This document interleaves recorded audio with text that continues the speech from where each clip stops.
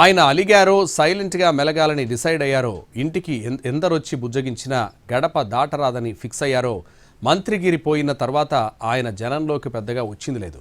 ప్రభుత్వ వ్యతిరేక కార్యక్రమాల్లో పాల్గొన్నది లేదు. కానీ ఆల్ ఆఫ్ సడన్గా మనసు మార్చుకుని మళ్లీ పార్టీ జెండా పట్టారు. ఆయన మనసు ఎందుకు మారిందని కార్యకర్తల్లో ధర్మ సందేహాలు మొదలయ్యాయి.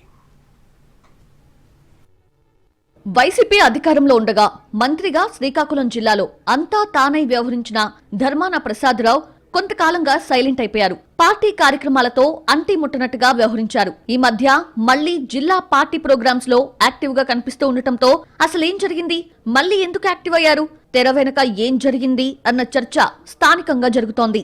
వైసీపీ అధికారం కోల్పోయిన తర్వాత ధర్మాన ప్రసాదరావు అలికిడి తగ్గింది. ప్రభుత్వ వ్యతిరేక నిరసనల్లో ఆయన పెద్దగా కనిపించలేదు. పార్టీ ఇన్ఛార్జీలొచ్చినా సీనియర్ నేతలు ధర్మాన ఇంటికి వెళ్లడం తప్ప ఆయన గడప దాటి వచ్చింది లేదు. అటు సోదరుడు ధర్మాన కృష్ణదాస్ తాను పోటీలో ఉండటం లేదని, తన కుమారుడు వచ్చే ఎన్నికల్లో పోటీ చేస్తారని ప్రకటించి అస్త్ర సన్యాసం చేశారు. అలాంటి నేత నేడు జిల్లా పార్టీ బాధ్యులుగా ఉన్నారు. ఇలాంటి పరిస్థితుల్లో ప్రసాదరావు కూడా మౌనంగా ఉండటం పార్టీ క్యాడర్ కు తప్పుడు సంకేతాలు పంపిస్తోంది. గ్రూపుల గోలెందుకు, పార్టీలో అందరూ కలిసికట్టుగా ఉండాలని, సీనియర్స్ క్యాడర్ను ముందుండి నడిపించాలని అధిష్టానం పెద్దలు సైతం సూచించారు. దీంతో ధర్మాన ప్రసాదరావు గడప దాటి మళ్లీ జనంలో కనిపిస్తున్నారన్న చర్చ జరుగుతోంది.